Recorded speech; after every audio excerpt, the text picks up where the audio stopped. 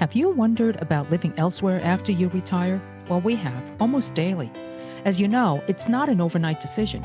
Hi, this is Gil. And Jean. Of Retire There, a podcast about places to consider living in during your retirement. We started this show for selfish reasons, because we will be retiring in the next few years, but we're not sure where. Then a light bulb went off in Jean's head.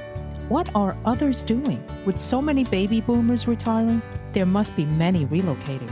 So we decided, let's connect with them and pick their brains. But first, a little background. I'm Asian, born in Brazil, and grew up in Flatbush, Brooklyn. I'm an engineer turned attorney and practicing higher ed law at a college who loves working with students, faculty, and staff. I am not Asian. Born and raised in Long Island, New York, a place I always wanted to leave. I am a law librarian working in a court who loves his job. We've lived in Bay Ridge, Brooklyn, New York for many years, and have been thinking about our future home. So we'll be speaking to folks from around the country, and now around the world, who have moved to venues of their dreams and more. And we will share their stories, and we will share their intimate secrets. No. I'm just kidding, Jean. But we will provide information that you may not find anywhere else. So stay tuned.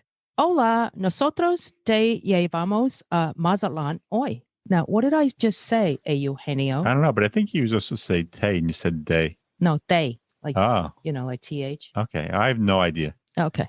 Mazatlan is the northernmost resort city on the Mexican River, situated along the Pacific coast, and is Mexico's closest mainland resort city to the United States. Mazatlan is the second largest city in the state. It is one of the most economical places in Mexico to take a vacation and also host to one of Mexico's largest commercial shipping ports. Our guest today is Janet Blaser, who was born in Port Washington, New York, and spent most of her adult life in Santa Cruz, California. Oh, I love Santa Cruz. Janet is a journalist. She worked as a featured staff writer, food and music, for the daily newspaper in Santa Cruz, California for 10 years. Then for 2 of the weeklies there as editor and writer. She then moved to Mexico, starting M, an English monthly magazine that she published for 10 years. 3 years ago, she published a book on Amazon. It's called Why We Left, an anthology of American women expats, collected essays of 27 women happily living in Mexico, which has been featured on CNBC,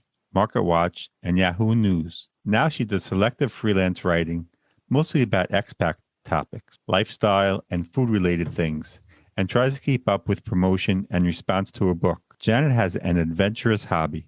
She started surfing about 8 years ago and loves it.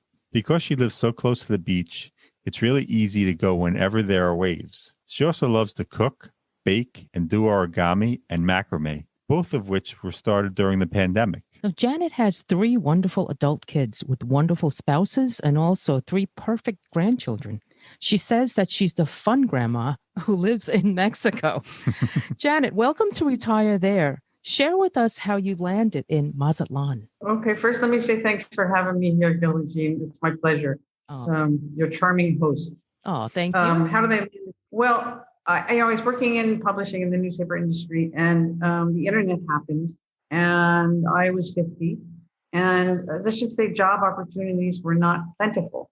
And I spent some fruitless time sending out resumes and really getting no response. So I had thought in my mind, okay, I need to think outside the box, but I didn't know what that meant. So I went on a random vacation to Mazatlan where I had never been, and I knew no one who had been there. I had researched online, and I wanted to go to Mexico, and I wanted a place that had swimmable ocean without currents or giant waves, that wasn't like Cancun on the beach or Vegas on the beach. I wanted some kind of a small town feel.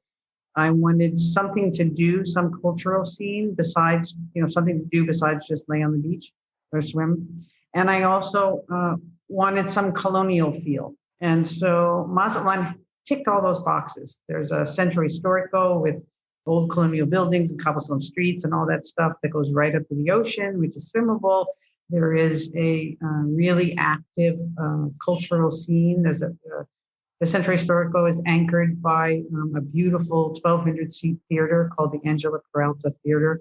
It's like kind of like Carnegie Hall. It's beautiful inside, and they have a year-round calendar of performances, everything from jazz to ballet. I mean, there's a big Nutcracker Suite every Christmas season. There's an opera school, there's a ballet school, there's a modern dance school, there's a music school. So there was all these things going on. So I went to Mazatlan on a 2-week vacation, with a package in a hotel. Mm-hmm. And I noticed that the city was just packed with tourists, with Americans or foreigners. They're Americans and Canadians, really. So there's thousands of them coming on cruise ships and coming for timeshare. And I mean, they were just everywhere. And there was no information in English. There was no information, and there was all this stuff going on. So my little mind went, ding, I know how to do this. Mm-hmm. So I got the idea that I could move to Mazatlan and start some kind of a publication in English. First, I thought I would do a weekly modeled after the weeklies in the States. Most cities have them. They're arts and entertainment. Mm-hmm. Immediately realized that's too much work. I can't do it. So I had that idea that here was an option. So my vacation was over. I went back home. I think it was in March or April was that first vacation. And then I arranged to take a leave of absence for a month. And I came back to Mazatlan and I researched everything. Could I live here? Would I be comfortable? Is there good coffee? What about the shopping? Can a foreigner have a business? Start a business? Will I be comfortable with the language? Just so many things. I just hung out and I looked and I talked to people and whatever. And so everything checked out. And then I went home and I was living with my youngest son, who was 18, 19 at the time. We lived in a really nice rental house that we had lived in for more than 10 years. And so he stayed in the house, got a couple of roommates and stayed in the house. And I packed up my car and I drove by myself to Mazatlan and started my life. And now I think, oh my God, was I crazy? But that's what I did. So had you vacationed in other parts of Mexico? Only one other time. What happened for me is that whenever I had time and money for a vacation, I would end up going to Hawaii or some Caribbean island. Mm-hmm. Right? And in my mind, I had always thought I would end up, my dream was to live on an island somewhere. Okay. And I had never gone to Mexico because when I had that time and money, I would think, I can go to a more romantic place than Mexico. Why would I go to Mexico? So finally I had thought, well, I should go to Mexico because I've never been there. Mm-hmm. So I went to Zihuatanejo, which is much further south by Estapa, much further up. Okay. And that was lovely and really nice, but I never thought about living there. And actually, when I went to Mazatlan on that vacation, it had never occurred to me to move to Mexico.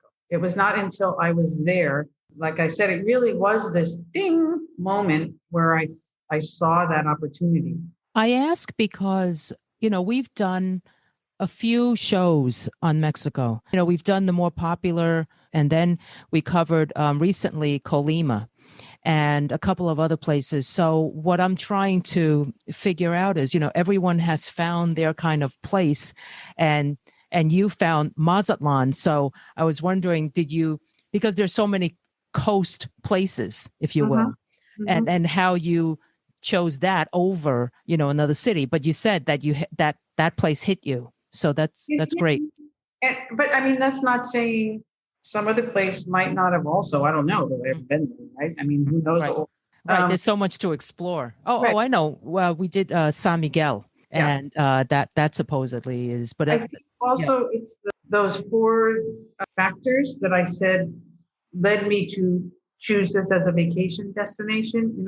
I still like those 4 things. Okay. The one that's changing the most is that in the past year, during the pandemic, during COVID, for some reason, Mazatlan is exploding with development. Exploding. Wow. So there's big condo towers being built everywhere. And so it is turning into the Vegas on the beach that I did not want. Right. So, but I think that's probably happening on coasts everywhere in every country. Yeah, we're hearing that as well. How's the cost of living? Can you talk about that? And also housing costs. Okay, well, I've always rented. I never had the money to buy, and I still don't. But the average rent, There's so I live here year round, and the apartment I have now, I'm paying $420 a month for it. And that's double what I've ever paid in the past. Wait, did you say $420 a month? Uh-huh. Oh my goodness. That's double what you paid in the past? Yes. And I have to tell you, what little we see of your background, it's so gorgeous. nice. It's gorgeous. Oh, it's a thank you. It's a beautiful place. It's literally half a block from the ocean. I'm the third building. It's an apartment. I'm the third building from the ocean. So I usually in the mornings, I walk down with my coffee and there's a seawall and I sit there or I, go for a walk. That's lovely. Two big bedrooms with a Jack and Jill bathroom, 10-foot ceilings. Wow. Big living room, dining room. There's a balcony in the front with a little ocean view. And then there's a courtyard in the back that's for everybody, but nobody uses it. But I'm going to put some, planter boxes and things out there. And the other thing I really like about it is that a really good friend of mine lives across the hall. Oh. And then another friend lives across the street. So wow. I think it's a good thing to have, especially at my age, it's a good thing. Yeah. So is this $420 a month? But here's the caveat. What that means in Mexico, when an apartment is unfurnished, it means there's no appliances, no fridge, no stove, no ceiling fans, no air conditioning, no washer and dryer. So I've bought all of those things. Oh, but you can have a washer and dryer in your apartment. You just have to buy it. Yeah, I don't have a dryer. I hang clothes outside. So, and actually, CNBC is going to do a little video tour of my home, and they wanted all those expenses and all the receipts to prove what I paid. Wow. To see that it's cool. real. So and actually, this is a high rent for this area. Wow. If I lived inland 10 minutes, the rent would be maybe $100 a month. Wow. But you have to temper that. If you want to live in a noisy Mexican neighborhood with music and dogs barking. Those are generalizations, but that, you go inland, you're away from the ocean. It's a different lifestyle. So usually expats want to live on the coast, or they want to live in the most exciting part of whatever the city is, like San Miguel Allende or Guanajuato, right? We want to live in the prime location. So this is a gringo rent that I'm paying here. I mean, and actually plumber and the electrician that came in to do work for me, just in chatting, they would ask how much I paid, and I never tell them how much I pay because I feel embarrassed. Like, it's so to some of them, it's so much money, Sure. It is. But, So that said, if I wanted to spend $3,000 a month on a 2-bedroom apartment in a brand new condo right on the ocean with an infinity pool and a gym and concierge and all of those things, granite counters and all that, I could do that too. Those options are here. What I like to say to people is that whatever your budget is, you can live here, as long as you're flexible. Like some people could come in my place and be appalled by some of the things, right? Like, here's one of the things. Every room in the house in this apartment is really big. The building was built probably in the 40s or 50s. Everything is really big, except the kitchen. The kitchen is like this narrow little thing. And then behind the kitchen is supposed to be the maid's quarters. Oh. And it's a room that's, I would say it's 11 by 12. And there's a big window and it's got a half bath. So I don't have a maid. So I've made that like my addendum to my kitchen, right? So nice. Near the refrigerators in there, right? So that's really kind of odd. And then the utilities cost, the water is probably about $4 a month. The trash pickup is free. I was telling somebody the other day that I remember years ago when I lived in Santa Cruz that the trash and recycling pickup was like $60 every 2 months, right? So here, unfortunately, there's no recycling pickup. It's just trash, but that's free. Electricity, I haven't gotten the electric bill yet, but most likely probably $30, $35 a month. And in the summer, it'll be more with the air conditioning as it gets really hot.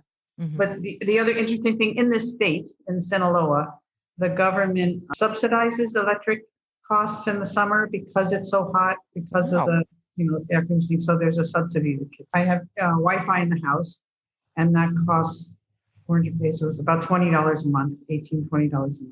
Wow. Yeah, everything, it really is true. Everything here is, to me, the costs are reasonable. I've been here for so long. When I go to the States, friends tell me their cell phone plan costs them $60 or $70 or $80 a month, and they still can't call Mexico. Whereas my cell phone plan here, I get unlimited international calls and texts, free WhatsApp and Facebook, and I don't know how many gigabytes of data, but I never go over it, and I pay $14 a month for that. That's incredible. Wow. it's hard. I think it's hard for Americans to imagine that the costs and the life there is not necessarily normal. Right. And if you you come to Mexico and you're in a big resort, you're not going to experience that. You're going to be Right.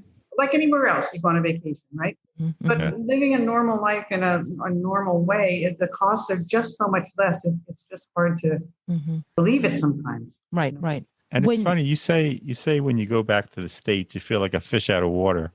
Totally. Except that when you see a Target or a Trader Joe's, you get a little excited. You said. You're revealing all my secrets. Well, there's a lot more in the book, and there are, you only have one part of it. So yesterday, my daughter, who's in Boulder, Colorado, went to Trader Joe's and she did a little video as she was shopping. And I was like, "Oh my God, look at that!" You touched the point with Gil, because Gil loves Trader Joe's, and she said, if we move somewhere in the States, it has to be near a Trader Joe's. Right. No, well, usually when I go visit the States, one checked suitcase on the way back is stuff from Trader Joe's. That's what I do. And then I treasure those things, and eat them slowly. Yeah. If we could, you said you had to furnish the apartment. How difficult or easy is it to purchase a refrigerator, stove, while you're there? And again, my experiences here in Mazatlan, in other cities, it will be different, either easier to shop or less easy. Gene, we were talking a little earlier about when I lived in a smaller town for 2 years. There was nowhere to shop. I mean, you had to drive an hour and a half to Puerto Vallarta to go to any kind of a big grocery store, with to speak of a big box store. But here in Mazatlan, it's a big city. It's about 650,000 people. Mm-hmm. It's very modern. The Centro Histórico, the historic part, is preserved, so it's not there, but it's very modern. So there's a Home Depot. Oh. There's several Walmarts. There's a Sam's Club. Mexico has its own department store chains, Simaco, and were the appliances kind of comparable prices to the U.S.? Like, a stove, $1,200, $1,500 here. Really? Yeah. Well, I guess I bought a cheap one, but I thought it was expensive. I paid $400 for a stove. Okay, wow. For a gas stove. Yeah. Yeah. But there's different qualities, and again, I sure. Security. So could I have spent more and gotten something? Yes. Could I have gotten a great, big, beautiful bottom freezer, double door refrigerator? Yes. Right. Would it have fit through the door in the tiny kitchen? No. No, I was just wondering, I understand there's certain countries where it's expensive to get that stuff in. So they, pass it to the customer. I think it has to do with whatever trade laws. I don't know if it's NAFTA or what it is, but appliances, electronics are more expensive here. When I came back this time, I brought myself a bigger computer screen, a bigger monitor to plug into my little laptop, 24 inches, 25 inches, something like that. Right. And it was like $99 at Amazon. That would easily cost $300 here.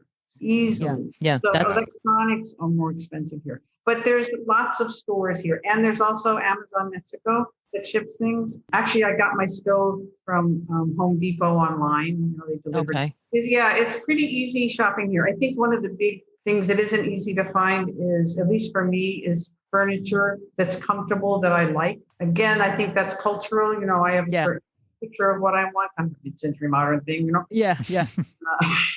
That's not what's popular down here, even in China. So you have to look. So if you have an Amazon Prime membership, right, is it similar in that you can get free shipping of whatever they have in? Oh, okay, that answers my question. Yeah, it doesn't have as big an inventory or as big a selection. You can't get everything. And then some items are, they're imported in a different way. So everybody wants everything in 2 days. It doesn't always work like that. Yeah, I know. I'm willing. That. Yeah, no, I'm willing to wait. I just want to know, if I get there and I, forget something, will I be able to get it, or do I have to wait till I come back to the U.S.? You want to research that and bring your necessities and the things you really want, because you never know, right? And that's also, you learn to I always have a running list. So if someone wants to come visit, you need to bring this. That's smart. That's my house for free. You're bringing me a new set of cotton sheets, organic cotton sheets from Target, or you're bringing me whatever from Trader Joe's. Or that's brilliant. I wanted to say about Amazon Mexico, they don't have everything that Amazon US does, and some of the things will have a special little banner that says they're imported, and there'll be an extra fee, like some kind of a customs fee, Okay. $20 or something. So it sounds like since you have to buy all that stuff for your apartment, it's worth it. The longer you stay, the more it's worth it. And because I had lived here 14 years before the pandemic happened, and then I went back in the States literally for a year, almost to the day, which was not planned. It just happened that way. I got vaccinated and then I came back here. When the pandemic first started becoming aware of it, it was really, really frightening. Yes. From Italy and where it was really scary. And I just looked at the medical care here and how many hospital beds there were and how many ventilators. And I was like, maybe I'll do better up there. My kid said, yeah, I'll just come. So I closed up my apartment, took my cats, and I drove to Colorado thinking it would be a couple months. I'll spend time with the grandkids. And then that turned into a year. So in that time, I had friends sell everything in my apartment. Everything. I had everything. I had all the appliances I had just bought, so my friends went through it and they put aside some personal stuff and I let the apartment go. So I've had to, now that I'm back, I've had to really start from scratch. Different than doing it over time, create your home over time. Yes. Right. But now you get to buy what you really need and what Yes. That's what I keep thinking. That's the silver lining. Okay. Can we talk about healthcare? Sure. Okay. All right. Why don't you just tell us about generally what healthcare is like, the costs, et cetera? First, I'll say that many people you can get international health insurance. And a lot of travelers already know that, right? You might get it for a couple of weeks or a month when you're in Europe, but you know what? You can get it all year round. And there's many companies that do that. And I remember first I was surprised at that, but then the rep of the company I use said, well, if you think about it, there's military personnel, there's diplomats. There's pilots, there's people all over the world for so many different reasons, not just expats. So there's really good international health insurance you can get. There is Mexican health insurance, but some expats do get, which is inexpensive, but it's from the Mexican government. When you have that, then you can only go to certain clinics and hospitals, none of which I want to go to. To me, it's like, I don't want to do that. How did you find which particular hospitals were good? Did you talk to expats? I know you're a researcher and journalist. So was it, but for the average person who's not a researcher, how would they go about doing that? What I say to people, because I get asked these questions all the time, how do I find out this? How do we do that? In people in Mexico, whether they're expats or locals, use Facebook a lot more than people in the States do. It's used personally and it's used professionally by businesses to network and share information. So if you're interested in living in Guadalajara or San Miguel or wherever it is, there will be expat Facebook pages. Right. And they may be called something as simple as Expats in San Miguel or Puerto Vallarta Expats or Puerto Vallarta Snowbirds or whatever it is. But if you join those, then you can ask these questions and get information. Anybody have a good vet? What is this bug that's appeared in my kitchen? What is that parade that's in front of my house? What's happened? So you get real-time information from people that are really there. So that's probably how I heard about the hospitals. But it was one of the things I looked into during that month of exploration is there healthcare, right?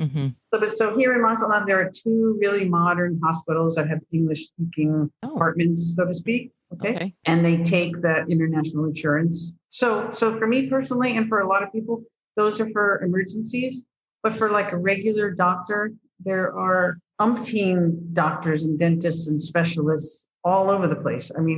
I guess it's like in the US. I don't really know because I haven't lived up there for so long. And when I was there during COVID, everything was closed. But there's doctors' offices everywhere. And a lot of them speak English because it's a tourist town. And that's for most people thinking about becoming expats or snowbirds, pretty much you're going to end up going to a city or a town, got an expat community, because that's what we do. We stick together, or we go to this, we all want the beach, we want this or that, and we go to those. So in those places, there will be business people, including doctors and dentists and health specialists that speak English and that cater to us and our insurance and all those things, right? Okay. So that's really no different and everything's good. No. I think the biggest difference again is the cost.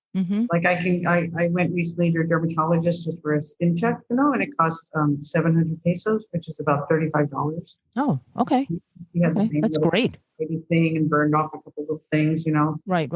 And so that's without insurance. Yes, that's just paying out of pocket. Wow. Wow. Having things cauterized, all covered under $35. I am right there. No, I know. It's just, that's what I mean. It's just such a normal cost, And then the other thing there is just about all the pharmacy chains, and there's a lot of pharmacy chains here. They have a doctor on call on duty. He has a little office, a cold or a UTI or whatever, a simple thing, and he'll give you a prescription which you can fill right there, and you're in and out, and that costs, let's say, 50 pesos, like $2.50. So something serious, no, I would go to a better doctor. But something like that, where I just want somebody to get rid of the symptoms, or prescriptions are so much less than in the States. I think it's because there isn't all the lobbying by the drug companies. I don't know that. That's true. Yeah. There's a lot now. There's, I think, a rise in medical tourism. Oh, yes. And Mexico is one of those places. It's closer than Thailand or Vietnam, right? People come here and they get their dental work done or their medical work done, and the whole cost of everything is cheaper than if they just stayed home. So I had, of course, this was before I left. So it was like a year ago. I had 2 crowns put in, and it cost about $160 total for each one. Wow. I know. I think we're going to save all this work that we're looking forward to do in Mexico. Yeah. Okay. And so the medical care, and of course, there's better and worse doctors and dentists. You got to do your research. I always ask for references and go and get a consult first. It feels fine. Now, that said, if I had some sort of crisis, I might fly up to the U.S. and be with my kids and have medical care there. Not so much that because I would doubt the quality of the care here, but because my Spanish is what it is, I'm kind of a compromised condition in a hospital where I'm not understanding everything they're saying. Mm-hmm. Yeah. I would like to be surrounded by family. I totally can relate. Yeah. Somebody asked me recently, well, are you going to stay there till you die? And I'm like, well, I don't know. But if I think about that, I would rather die surrounded by family. Yeah. Than alone. So that's hopefully down the road. Okay. You talked about Facebook groups, and in your book, Why We Left, an Anthology of American Women Expats, where you have, 26 other women writing essays, and you wrote one. You say in your book that you found most of them through Facebook groups. Is that right? That's amazing, because I find that the hardest thing about producing our podcast, getting guests, and you seem to have had no trouble getting guests. Finding writers on Facebook. I see. Maybe because of my experience as a reporter, I understand the value or the need to promote or just to put information out as widely as you can. And if you get a 1% or 0.5% return, that's good. So when I came up with the idea for the book, which was just because I kept meeting people and everybody had such different stories. And one day I went, this should be a really interesting book. Yeah, it's a great idea. Yeah, thank you. And I love the cover.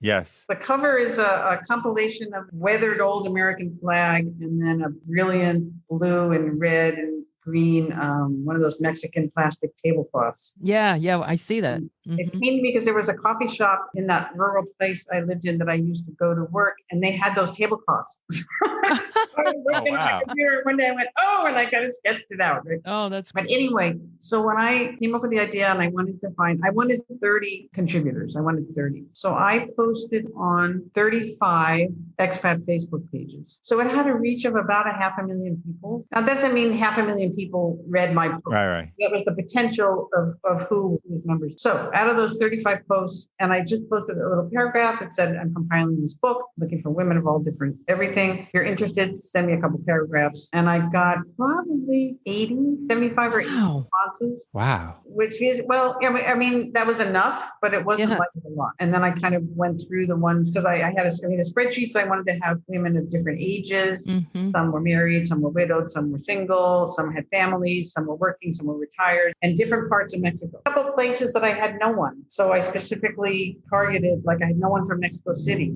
posted again and again. And I asked all my friends who know somebody in Mexico City, because I thought I needed to have that. So it was a process, of figuring out, but Facebook I still post periodically. I call them, in my mind, I call them profile posts, and I'll post a couple paragraphs from one of the essays in the book, a picture of the author, and then pictures of the place that they're from. And I'll post them on a bunch of those expat Facebook pages, just for promotion for the book. So I'm still using Facebook to do that. Wow. Okay. And what percentage of those women were authored, would you say? None.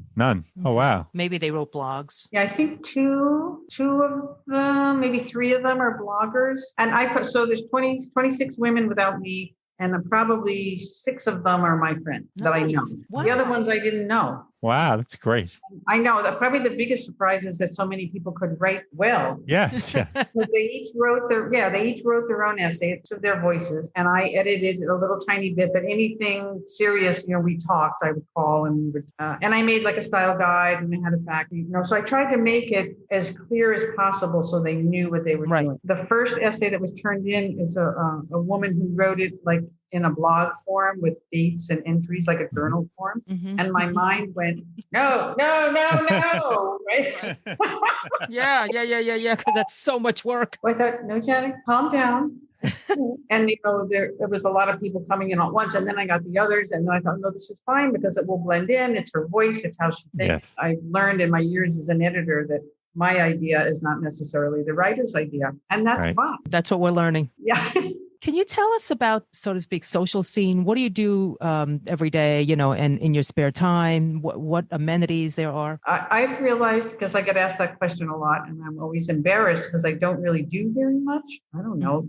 Maybe surf. That sounds like us. Yeah, I do surf, but it's not every day, a couple hours maybe, right? But I do love being in the water. So usually in the mornings, I want to go surfing, or I'll go swimming if the waves are too big or there are no waves, because I just like to be in the water. I love that. And then I'll work on the computer maybe 3 or 4 hours doing whatever freelance writing or going in circles between emails and Facebook, posting photos or whatever. And then what do I do? Often, especially in the summer at this time of year, and this is going to sound really strange, I take a nap in the afternoon. I have a siesta time. Nice. Make fun of. And I just think it's because they're jealous. Yeah, true. And I've read, I don't necessarily sleep, I'll read and rest, but it kind of recalibrates your mind. Okay. And then puts your mind so I do that. And then pretty much afternoon is kind of my social time. So I might see one of my friends and go to dinner. Like last time we went to a Thai restaurant, which was fun, and then went out for ice cream afterwards. This time of year, there's not that many things happening in the theater because of the heat, because it's air conditioned, but it's in the fall when there's more things happening there. I'll often go to shows, to like a folklorico dance show, say, or a jazz. Nice. I go shopping. I don't know. That's about it. I mean, it's kind of a retired person's life with a little tropical twist to it, Yeah. I think it's great. It's great. And there's plenty to do in the city because of how old it is. And thank you for saying that, because let me say, a lot of people, I don't do this, but many people that retire here or come as snowbirds here, they volunteer. So they volunteer at local orphanage, or they volunteer animal rescue. So they'll work with them. There's an expat couple here that started a home for teenage boys, because there is a big, pretty established kind of an orphanage for boys, but when they turn, I don't remember if it's 15 or 16, they couldn't stay there. So the kids would just...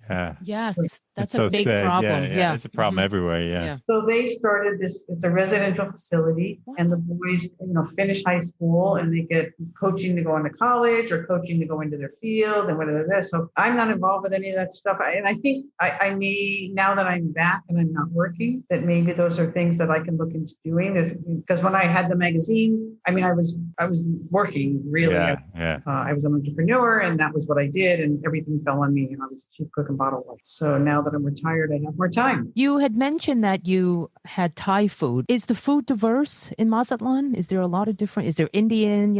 It's becoming more diverse, effective, at the risk of sounding. Well, you're a food writer, right? I was going to say, okay. I will say, my one son, who's a chef, keeps saying, "Mom, you're a paid professional food writer. You can say these things." But I'm yes, please. Yes. My observation, at least in Mazatlan, is that the local people are not very adventurous in eating. They don't have an adventurous palate. The men used to have foods that they're used to having. So like Thai food, you enter in with different chilies and different flavorings. It's not usually very popular. But what's happening now is that there is such an influx. We call it national tourism, that Mexicans are coming from all over Mexico to come to Mazatlan. Oh, Because of all those things that I said I like, it's inexpensive. It's not as expensive as Puerto Vallarta to the south, or as expensive as Cancun, right? You can come here and have a beach vacation and bring your whole family and you can afford it. So there are droves of nationals coming in on the weekends, coming by bus, filling up those towers that they're building. Wow. And all of that. And they come for a vacation and they're like, yeah, let's try Thai food. Let's go try vegan food, right? So there's this, what seems like this wave of new restaurants opening that are catering to different palates, you know, and it's really fun to be here now, fun and exciting. Another project that I did is I started an organic farmers market 10 years ago. yeah, I read about that. Yeah. Yes. Because Sinaloa, the state that Mazatlan is in, is one of the biggest agricultural states in Mexico. When I first came down here, I just was convinced that there had to be organic farming. And that's also something I did while I was a journalist. I was a food writer in California, worked part-time or volunteered part-time with local farmers markets and on their boards or in managerial positions. So I have that kind of history and experience. So I started that market with a board. I created a board with locals and some of the farmers, local chefs. One of the interesting things we found, well, interesting for me, is that the farmers were not used to feeling appreciated. Okay. In the US, right, you go to your farmer's market and you love your farmer. Yeah. They carrots or they grow with this or that. You love them, right? Here, the farmers, I mean, you know, it's not something that the kids want to grow up and become. They don't want to be out there working in the field. They want to be living in the city and, you know, have a career and a degree and whatever. Yeah. Now, again, that's a generalization, right? That's changing. There are young Mexicans that are going back to the earth and growing organically and doing all these things. All of that is happening also. But here in Mazatlan, we were not seeing that. So the farmers that we found that were growing organically, a couple of them, it was by choice, but some of them it was because they couldn't afford fertilizers and stuff, right? And they were pretty overwhelmed by the response from the expats going to the market and exclaiming over their tomatoes. Yeah. So that was wonderful to see that change and to see them starting to have relationships with their customers, you know, who, what does that have to do with what we were talking about? Oh, just food products. So there are a lot of organic growers in Sinaloa. Nice. You know, most of it is exported to the US. You know, the restaurants are using those products too now. And so besides the produce, there's also Mazatlan is one of the biggest shrimping ports in the world. And it's also a big tuna fishing place. So there's tons of fresh seafood. Wow. When I'm surfing, fish are often jumping out of the water. Oh my goodness. Wow. Not tuna, but Yeah, I had always been concerned about the cholesterol in shrimp. And I recently was reawakened by this article that said that it may increase your LDL, right, which is the bad cholesterol, but at the same time, it increases the HDL, which is the good cholesterol. So I'm like, oh my God, I'm going to start having, you know, shrimp again, because that's the one seafood that, you know, kind of has bad reputation if you have a cholesterol issue. I didn't know that. And is it not, you don't have to eat a ton of shrimp to have that issue? No. I mean, you know, again, because I've always stayed away from shrimp for those, you know, reasons. I'm just going to, you know, maybe like once a week. Whereas in the past, it would be maybe once a month, or I just go for salmon or, you know, yellowtail or all the other things. But I'm going to look into that some more and I'll share it with you. Well, here shrimp is so plentiful and inexpensive. I mean, it's in omelets, it's in burgers, it's in pasta, it's just in everything, you know. And I'm trying to think how much I just spent. $11 bag of frozen shrimp. Maybe it was half a kilo, more than a pound. Yeah, so it's an abundance here. Yes. So Yes. So there must be some good seafood restaurant. Yes. And then there's my kitchen. Yes. Yeah. How close are you to the nearest market, or is it just, you know, right outside? I am probably 10 or 12 blocks from the big central market. And I could walk there, but then I don't want to walk back carrying all the stuff. So usually I'll drive and there's a parking lot. Oh, so you have a car? Yes, I do have a car, which I bought here, drove up to the States and then drove back down. What's the auto insurance like? I just renewed mine and I paid 4,000 pesos. Is that $200? Yeah, it's about $200 a year. Wow. Is that right? Wow. Yeah. Nothing, yeah. And were you able to easily buy a car? Oh, well, you were driving that car back and forth. Yeah, no, I did buy it here. Oh, I actually was, you know, as a single woman, I've been a single woman for so long, buying a car is always fraught with fear and suspicion, right?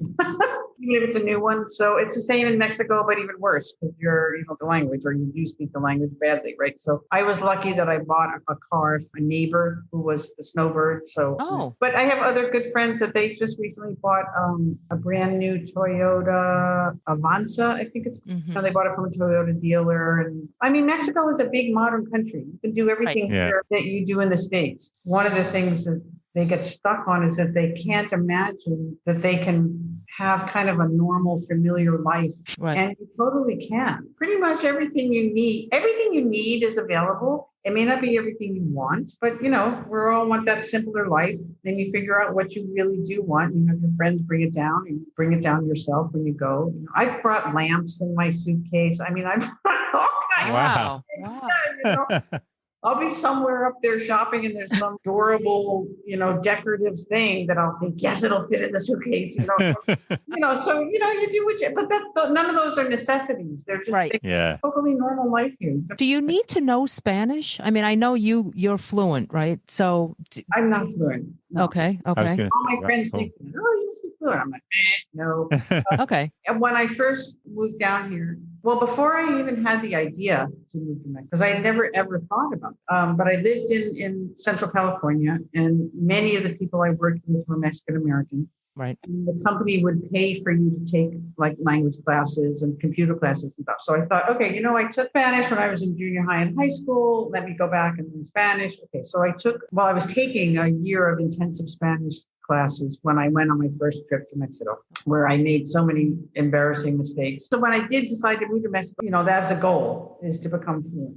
As time has gone on, I've realized the limitations of determination and my ability, I think. And I know I will never be fluent. I can communicate comfortably. Okay. Reliably. I'm not afraid of speaking Spanish. I see these things. I see people trying to learn, but they don't make eye contact with the person. No, I make eye contact. We're having a conversation. If I don't understand, I can say, no comprende. Yeah. I know how to do it. And I know that I speak often kind of like a caveman. It's really embarrassing as an editor and a writer to know I am speaking, you know, like a toddler. But I can. Yeah, but you're conveying, right? And they know. Yeah. And I think they appreciate that. I mean, you know, if someone is trying, I totally do it when. Yes, it's like if you see somebody in the States who, you know, obviously from another country, and they're trying to say whatever, it's a little charming and maybe you want to help. And but it also makes for problems, you know, and I don't want to say counsel, suggested to friends who are trying to practice their Spanish in a restaurant when they're ordering and they're really making mistakes, that it might be better if they just said it in English, just the way it's English, and you do want to get what it is you want to order. So restaurant is not necessarily the best place to practice. Sure. But that said, let me say, I'm not studying Spanish anymore. Maybe if I applied myself and tried to learn, then I would learn more. But right now I don't have that. Sure. So can people get by without speaking Spanish? Absolutely. Will it be a different experience if you speak some and you can communicate a little bit in Spanish? Absolutely. Right. So it depends on what you want to do. Yeah. And I also think that if you're in an area where there is a good amount of tourism, that you're going to have less of an issue. I have a question about, at one point you called Mazatlan a small town, and then you described it as a city. It is a city, but does it have a small town feel? Is that what you mean? Is that what you're trying to get across? If I said it was a small town, that was a mistake. Okay. It's not a small town. It is a big city. But yeah, in the Central Historical area where I live, it's a neighborhood and people know each other, you know, and like, for instance, there's a guy who delivers tortillas on his motorcycle to all the restaurants. And when I had my magazine and I would be out delivering paper copies to restaurants, businesses early in the morning, I would see him out delivering tortillas. Do I know his name? No. Do we always laugh and smile because we see each other in weird places? Yes. Is that still happening now, 15 years later? Yes. So, it's a community, it's a neighborhood, and you get to know people, you know, and the regulars. There's the regulars, which I think is the same in the States, right? But people are more friendly here. I think people are more friendly here. And we stand out, we meaning expats. We're always dressed different, we look different, maybe we speak different. Absolutely. So they're as curious, many Mexicans are as curious about us as we are about them. Sure. Right. I have a question. How far is the nearest international airport? I would say from where I am, maybe it's half an hour, maybe not less, bad. depending on traffic. Yeah. Which airport is that? It's the Mazatlan International Airport. Okay. So I can drive there, in 20 minutes, depending on the time of day, half an hour. There's Uber and Lyft services here. There's taxis everywhere. I think a taxi costs about 300 pesos, so it's about $15 to get to the airport. Oh, nice. Great. And you can get in direct flights to Europe and so forth? Having not gone to Europe, I do not know. Okay. My guess is that you'd have to go to Mexico City and then fly on to Europe. Okay. So you can get direct flights to California? Sometimes. Often. Mazatlan is weird in terms of Mexican cities and airports in that there's not a lot of direct flights. I don't know why. So often you have to stop in LA or Phoenix to get to San Francisco. Whereas when I lived down south in Puerto Vallarta was the nearest airport, they have so many direct flights. I could fly direct from Puerto Vallarta to Denver in 3 hours and 20 minutes. I assume that's because they have so many tourists? They do, but so does Mazatlan. So I don't know what the politics are of airlines. Mm-hmm. But I've often, because I have the grandkids that I go to Denver for, so I've often thought about, does it make sense for me to take a bus to Puerto Vallarta, which is 7 hours south, and then fly cheaper and faster to Denver from there? You mentioned your grandkids. What do your children and your grandchildren think of you living in Mexico? That's a good question. My kids were very supportive when I left, 18, 22, and 24, I think, something like that when I left. You know, pretty much the youngest one was still figuring out what he was doing, but the older ones were settled in their careers. So they were very enthusiastic. I was a single mom raising them, and they said, go do your dream. No, this is your time. That's so nice. That's nice. It was really nice. But then, I cried all the way to the border. I was like calling them every 20 minutes. I'm turning around. It was really, really horrible, gut wrenching. I felt like I was ripping off my arm. And then over the years, they've come to visit. And I go back at least once a year to see them all. Now they've all spread out. So they're in 3 different states. So it's a little harder to visit them all. But I came all the way up there and then not see them. Where are they? Colorado, California, and Oregon, Portland. Oh, okay. At least they're on the west. Yeah, at least they're not on the east. And are all the grandchildren in Colorado? Yeah, they're all with my daughter in Colorado. And the oldest is only 6, so she kind of understands I'm in Mexico, but does she know what that? Well, she's been to Mexico with her other grandma, so she kind of understands that, and periodically, sends me pictures of the ocean or whatever. Right. I'm hoping they'll be able to come visit soon. Now that the pandemic and the youngest one is 2, so yeah. And unlike when we were growing up, where the internet was non-existent, at least now you could see each other all the time, Zooming, this and that. Yes. And we do a lot of that with the grandkids. I mean, with the 2 older ones, I have specific things we do on messenger calls with funny faces. Sure. Okay. Or I show them my cats. So we do a lot of video calling. Can you tell us, were there any surprises? I mean, I know you're familiar, obviously, and you've been there a long time, but still, for those who are prospective retirees wishing to travel down this path, what would you recommend? That's a really good question. Thanks for asking that. Big answer.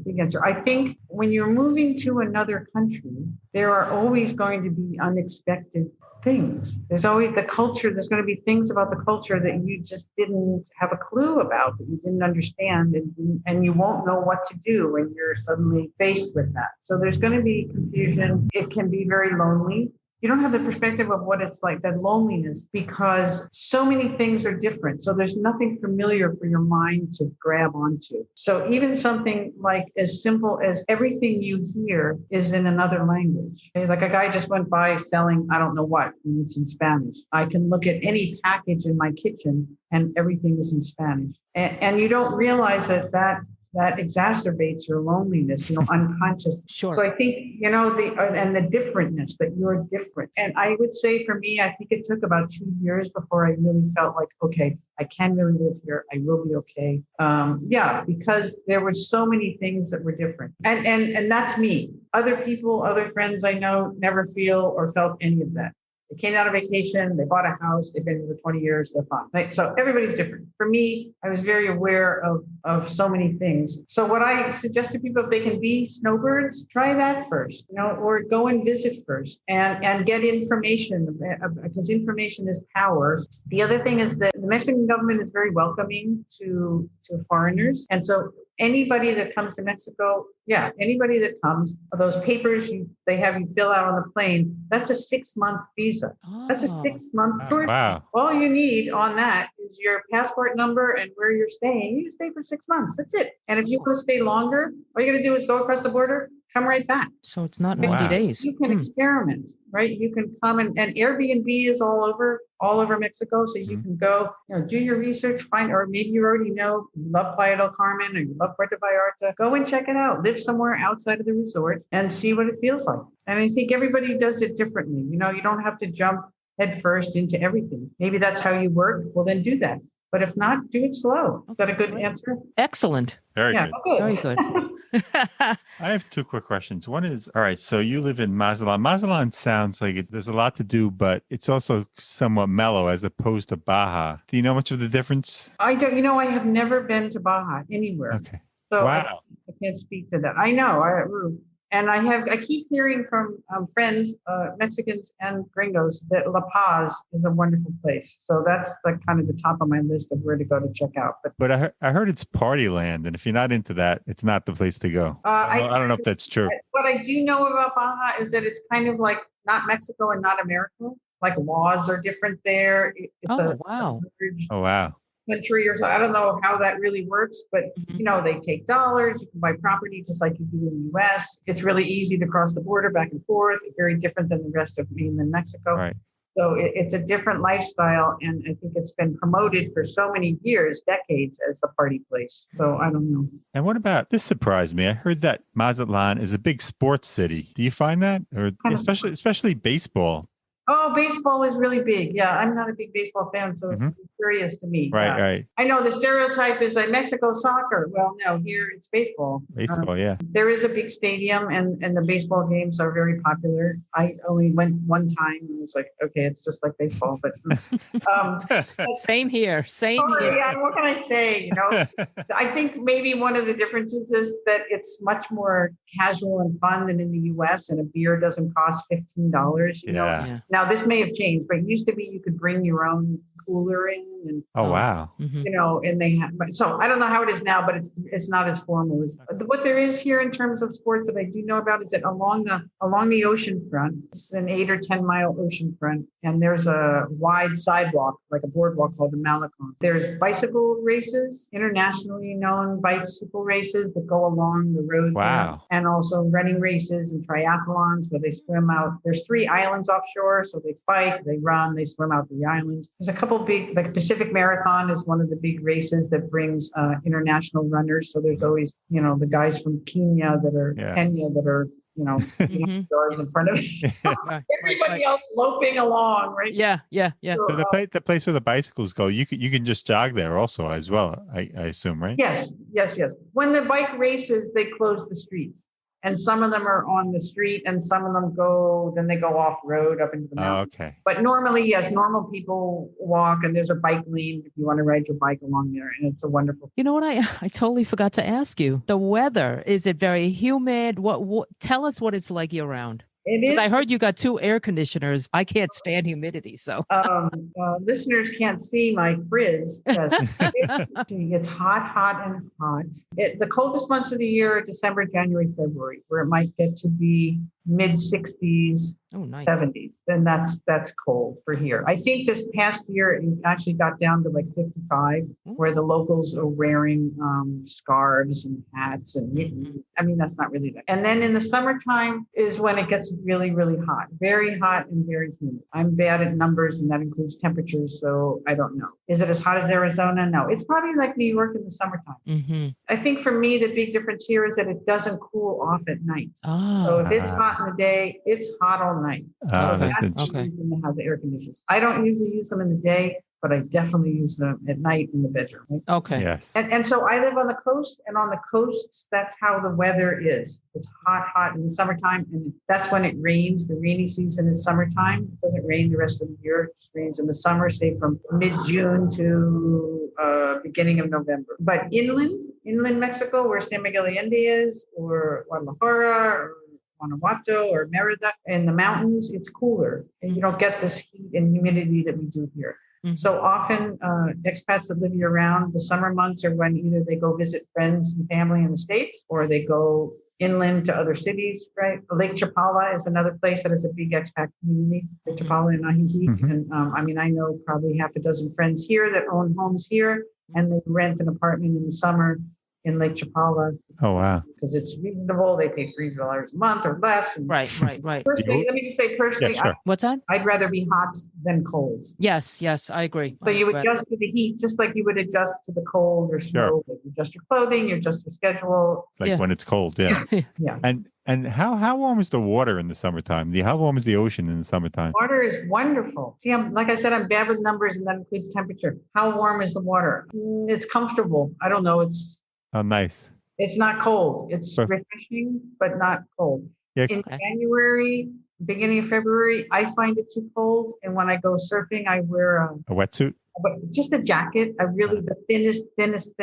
And actually, the last time I bought one in the States in Santa Cruz, the young man in the store was like, "Why do you even want this? How cold is the water?"